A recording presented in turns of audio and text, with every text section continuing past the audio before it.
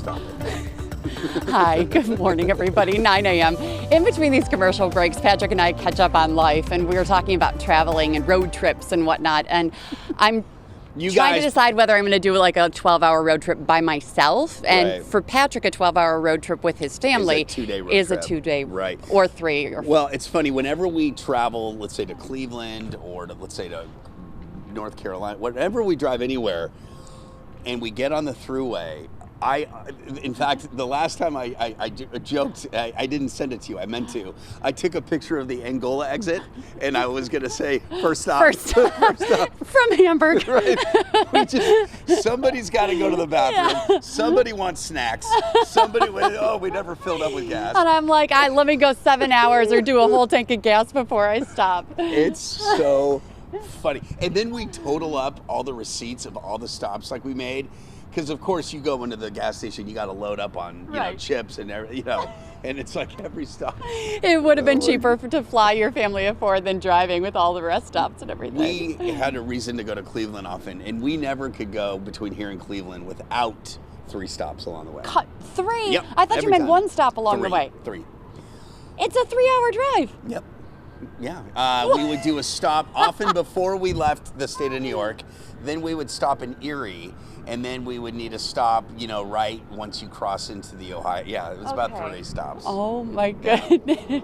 So you didn't you make it all the way to Florida? Well, switching back and forth, we never stopped. Yeah, and it was just the two of us driving, and it was just one of us take 5, one of us take 5, take 5, take 5, take 5 all the way. Unbelievable. We would stop. I mean, we would get to Florida. Well, we'd have to fill up for gas. That's about it. Right. Anyway, speaking of seasons, speaking of road trips, it's a great time to stay here in Western New York if you can, because the weather's gorgeous. Did you just lose that? Yeah, a little. I'm hearing an airplane. Somebody's flying away, and you're like, why? Stay here. It's lovely. Yeah, it is. Yeah, even though yesterday was a little bit of taste of fall, we're gonna feel back summery again. Yesterday, I felt like it was the chat. Any place I went to, people were like, is it fall? Right. Is it fall? And it was like this sense of doom. Yeah, like it even kind of smelled like fall. I don't know how to describe it, but it smelled like it. And but later in the evening, it got as the sun stayed out and the wind died down a little bit. It was pretty nice. It was nice. Today's going to be lovely, though.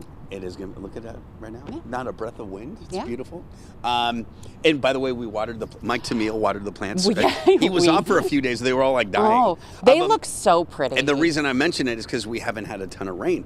Some areas have had plenty, but July, luckily we got a little rain on Tuesday, but it's been a very dry month. Okay. I'm going to go down and do the news. You finish up with weather here, please. Okay. Let's get to it. First of all, there's a quick look at the next 5 days. You can see the shower chances Sunday into Monday, speaking of rain. All right, high numbers for the next couple of days will be in the 70s today, low 80s on Friday, and then 84 on Saturday. So it will be warming up after a day mainly in the 60s yesterday. The Italian Heritage Festival is coming up. This is the opening day is tomorrow. 80 degrees. It looks very comfortable, and it will be nice through the weekend, although there could be a few showers on Sunday. There is your outlook for today. We're still in the, we're about to cross the 60-degree threshold. We should get into the mid-70s by this afternoon. Look at that. Outside of a little fog in the southern tier, it is very nice and sunny. Highs today will be in the mid-70s, the low 70s for the southern tier, 71 in Wellsville, 73 in Fredonia. For tomorrow morning, temperatures will be in the 50s, 50 in Olean, 59 or so from Buffalo to Fredonia and the Falls. And then as we head into tomorrow afternoon, temperatures in the upper 70s to around 80 degrees. So as for the weekend, there we go. Saturday, 84, partly cloudy to mostly sunny skies. A few showers, maybe a pop-up thunder shower on Sunday. That would generally be away from Lake Erie. So all in all, not a bad weekend. And once again, here's that 5-day forecast. 80s into the start of next week. And then we're back into the 70s Tuesday and through the end of next week. Melissa. Very nice. All right, Patrick, thank you. Well, we want to get right to some breaking news right now from Niagara Falls. In just the last 30 minutes, state police have identified the 18-year-old who went missing in the lower Niagara River. His name is Ong La of Buffalo. Investigators say Hala was fishing with 5 other people in the lower Niagara Gorge yesterday morning, right between Whirlpool State Park and Devil's Hole State Park, when he entered the water and wasn't seen again. State police say witnesses told them Hala fell from a rock, began struggling in the water, and was swept away by the rapids. Several agencies continued searching the river yesterday using helicopters, boats, and drones. The search is expected to continue today. Several people are in custody after some frightening moments right near Buff State, but things should be back to normal on campus today. Students were ordered to shelter in place for about an hour last night between 8 and 9 p.m. after there were reports of shots being fired on Grant Street. Officers checked out the area around a gray car that appeared to be involved in a crash, and they say they found a gun at the scene. It's not clear how many people were taken into custody or if there were any injuries. An investigation is underway after a deadly incident inside Collins Correctional Facility. State police say an inmate, 34-year-old Jose Aponte, was attacked by another inmate inside a residential rehab unit on Tuesday night, and his injuries were described as serious. Aponte was taken to Bertrand Chaffee Hospital, where he later died. No other details were released. Testimony continues today in the federal terrorism trial of Hadi Matar, the man previously convicted of stabbing author Salman Rushdie at the Chautauqua Institution in 2022. 2 Newside's Dave McKinley explains key takeaways in the first day of testimony. Prosecutors told jurors that in his attempt to kill Rushdie, Matar was trying to assist the cause of Hezbollah, which had endorsed a fatwa, an order to kill Rushdie issued by the supreme leader of Iran following the publication of Rushdie's book, The Satanic Verses, in the 1980s, and that Matar had planned the attack for 2 years. In his opening statement, lead prosecutor Timothy Lynch told jurors to fulfill the fatwa. That is what Hadi Matar intended to do. The defendant wanted Mr. Rushdie to die. He also revealed that in a search of his home and computer, Matar had pictures of other Hezbollah martyrs and this list of pros and cons were he to assassinate Rushdie. There weren't many cons, but there were many pros, said Lynch. The pros included supporting Islam through a sacrifice for Allah. The first witness on the stand was Christine McKay, production manager at Chautauqua. She guided prosecutors through the video of the attack captured on their multiple cameras. The gruesome video shown in court of Rushdie being stabbed 15 times caused some members of the 8-woman, 4-man jury in the 9th floor courtroom of Judge Richard Arcara, as well as some of the spectators there, to cover their mouths. It showed Matar take 3 seconds to cross the stage and then set upon Rushdie before a couple of dozen members of the audience rushed the stage to intervene. Among them, retired Los Angeles firefighter Mark Perez, who was visiting Chautauqua and who is largely credited for saving Rushdie's life by not only helping to subdue Matar, but then holding his thumb in Rushdie's neck for more than an hour to stem the tide of blood flowing from his carotid artery, which Perez described as profuse in its amount. We are getting new reaction following the repeated fires at the former St. Anne's Church. Along with this week's fires, the church's school building was the site of a major fire at the start of the year, with new debate around aging vacant buildings across the city. In a new statement, Mayor Sean Ryan says that these fires are concerning and that the city is focused on holding the property owner accountable. The mayor says the Department of Permits and Inspections will continue visiting the site on a regular basis to make sure the building is secure and safe. The case of the top mass shooter, Peyton Gendron, is back in federal court this morning. This comes as he prepares for his death penalty trial set for October. During his last court appearance, a judge approved an overflow courtroom with a live video stream for families of the victims and the public due to high interest in the case. Jury selection is continuing right now, and this morning's court appearance is scheduled as a status conference. As a Lackawanna priest is facing federal child pornography charges, a state assemblyman from Western New York is asking for state police to launch a comprehensive criminal investigation into the Buffalo diocese itself. Assemblyman Pat Burke made the proposal during a news conference yesterday. This comes after the recent federal arrest of Father Jeffrey Nowak on child exploitation charges. Burke says that by creating a state police task force or specialized investigative unit to look into a possible cover-up by the diocese, because many priests have been accused of sexual abuse and few have actually faced criminal charges. I think the state police is, one, they have the expertise, certainly when it comes to overseeing local law enforcement agencies, but they have an expertise in this specific field, and I think they should focus on Western New York and the Buffalo Diocese, which has had an egregious, significantly egregious case of child sexual abuse, but also child sexual abuse cover-up that is comparable to some of the most significant cases in the country and the world. The Diocese of Buffalo tells 2 on Your Side that it has cooperated with the FBI investigation and will continue providing any information requested. The diocese says that Nowak has been out of ministry since 2019. His financial support ended after his federal arrest, that is, and it is seeking Vatican approval to permanently remove him from the priesthood. We are following disturbing allegations against a Buffalo nursing home worker. A certified nurse's aide from Buffalo at the McCauley residence in the town of Tonawanda has been arrested and charged with sexually assaulting a patient who has dementia. 38-year-old Isaiah Favors was arraigned yesterday in town of Tonawanda court.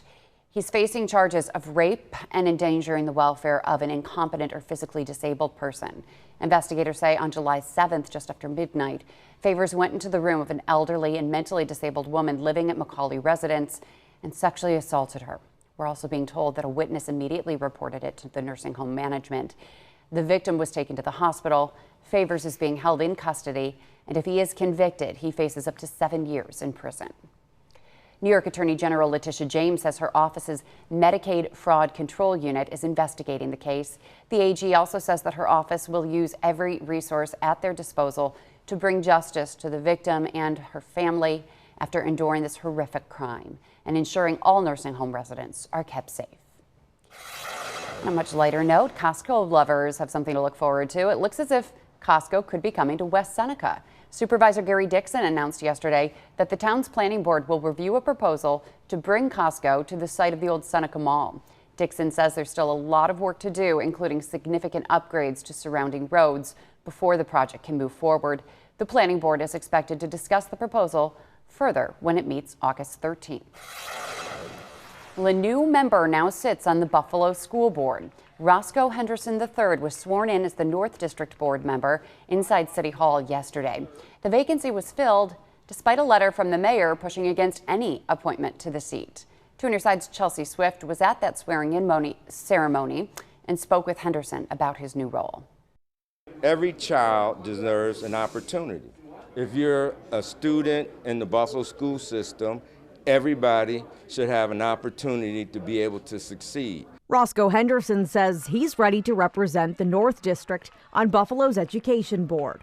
Dozens of community leaders, including people from education, business, and law enforcement, came out to show their support for Henderson, a retired Buffalo police officer and community leader. I plan to try to work with everybody. That's my purpose. I don't know what other people's agendas are, but I know I want to work together. And if you're about the kids, then let's do it. I can get people in the room and we can talk about issues that I try to find common ground. Henderson says his own experience as a Buffalo Academy for Visual and Performing Arts graduate and his education, including a bachelor's and master's degree, will help him in the role. Former board president Sharon Belton-Cotman says Henderson is a longstanding advocate for students and educators within Buffalo Public Schools. For Roscoe Henderson to step up in the midst of the controversies that are going on within the district says a lot about who this person is. He is someone who understands governance, he understands how to work with people, and he's what this district, and as well as his district, needs. Belton-Cotman says she believes Henderson can help bring stability to the board. He is serious about whatever he does, and he has been interested in our children for as long as I can remember. And this is an opportunity for him to give back as well as to help stabilize his board. And that was Chelsea Swift reporting. Stay with us. When we come back, we will talk Sabres and we'll talk Bills. We'll be right back. Welcome back. Sabres fans can now secure their seats to games this upcoming season. Team officials say single game tickets went on sale yesterday at 10 a.m. This year's expanded schedule means the team will be playing 42 games at KeyBank Center instead of 41 like last year. The reigning Atlantic Division champs, that's fun to say, will open the season on the road in Columbus October 1st before heading back to Buffalo 2 days later for their first home opener against Chicago. So are they a better team than this time than they were last year? Oh, for sure. There was no talk last year of them. Are they better now than they were in the playoffs? That's what because of who they acquired. And they lost Tuck, and my point. I don't know. I believe that there's still talk of them being one of the best teams, the top 5 in the NHL, even after losing Tuck.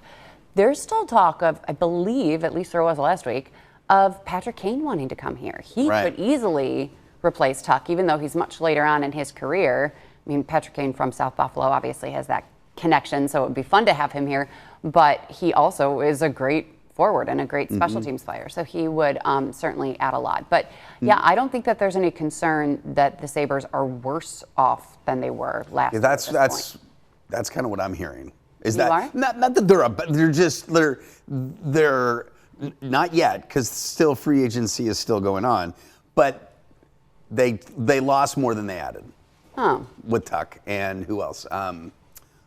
Greenway and anyway. I don't know. I'm asking. I don't know. But the talk is that they're still going to be a good team. Right. Bo Byram. That's it. That's it. Okay. That's 2 big losses. Yeah, but at least we locked up some good players too. Yeah. And it's going to be interesting. Tickets when the Sabres are bad, tickets are dirt cheap, and it's fun to go to games and only spend $10 on a ticket.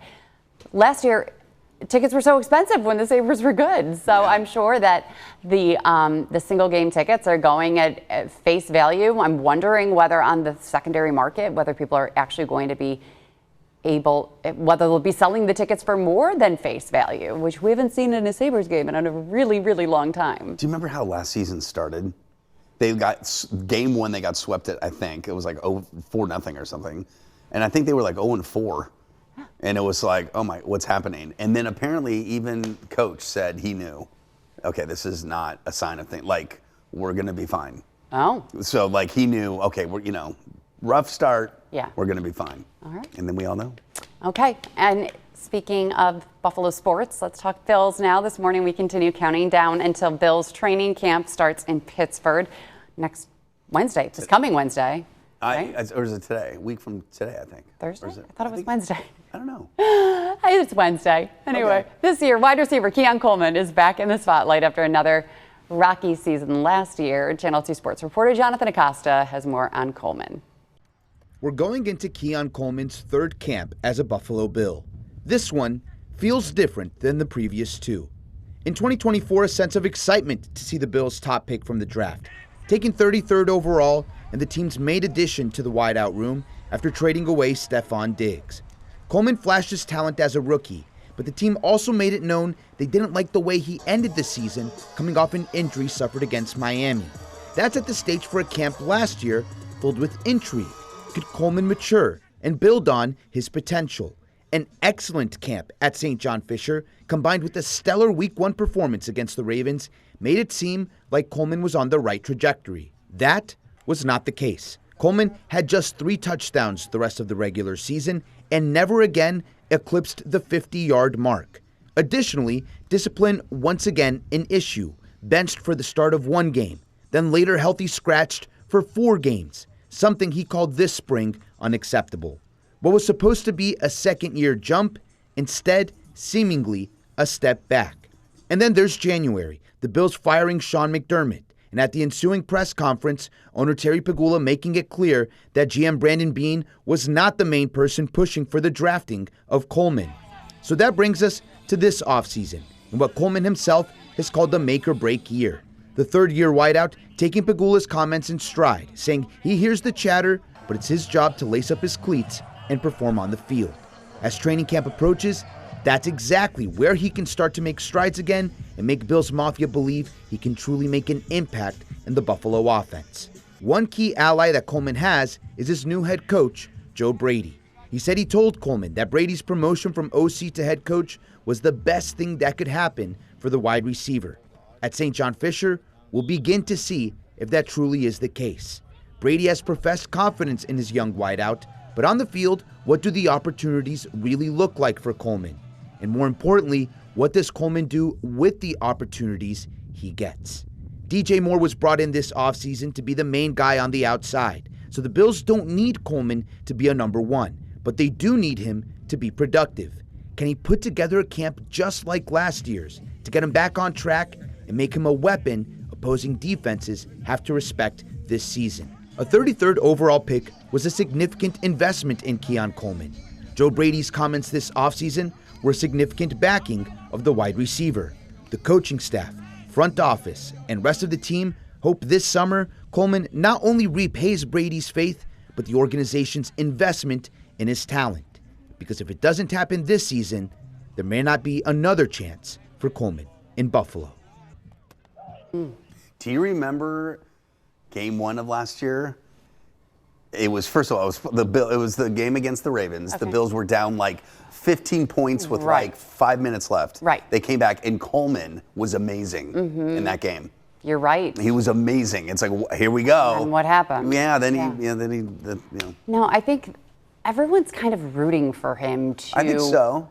Turn it around. Right. On the field, off the field, and show everyone that he is, as likable and talented as we all were hoping that he would be in that first press conference that he had. The yellow jacket. Yeah, and the cookies. And he was just so much fun to watch and to listen to, but then just turned out to not be that way. And so all hope is not lost, but yes, I mean, that whole reason that Jonathan did that story was to say that this is a pivotal year 3 for him, and something needs to happen right, or else he's not gonna continue on with this. Exactly. All right, we'll have a little bit more coming up after the break. Stay with us. Welcome back. Perhaps the biggest event for the year for people in Tonawanda, North Tonawanda, is the Canal Fest. It's a lot of fun. It's a week-long festival. Very different this year, though, because it's not on the border of the two cities with the bridge and right downtown. It is at Gratwick Park this year. The organizers changed it because they wanted it to be a little bit larger. There were some money issues also. They also wanted parking to be more accessible for people. So that's why they moved it to Gratwick Park on River Road. Here's what people had to say, though, about the new location. I like the new area. I think it's spread out some more. It works better. Yeah, I like it. I think it's good. Parking's just as difficult, but I feel like this area is built better for, having a huge event. I think they're losing business.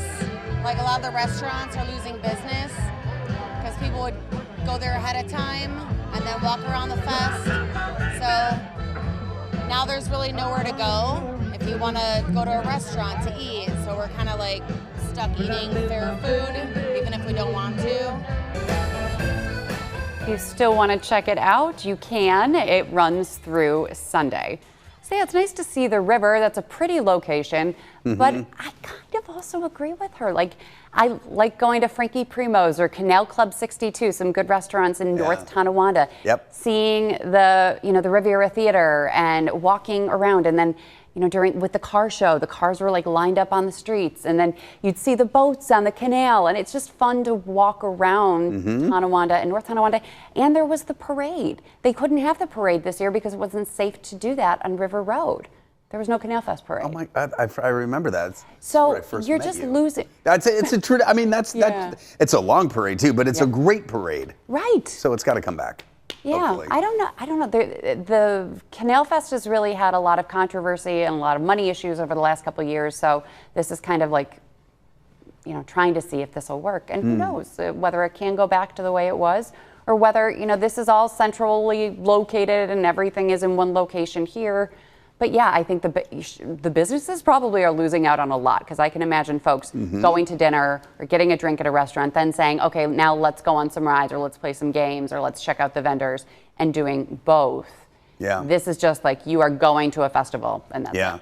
We compared it earlier to the Italian Heritage Festival that went from Hurdle to the Outer Harbor for a couple years. Yeah.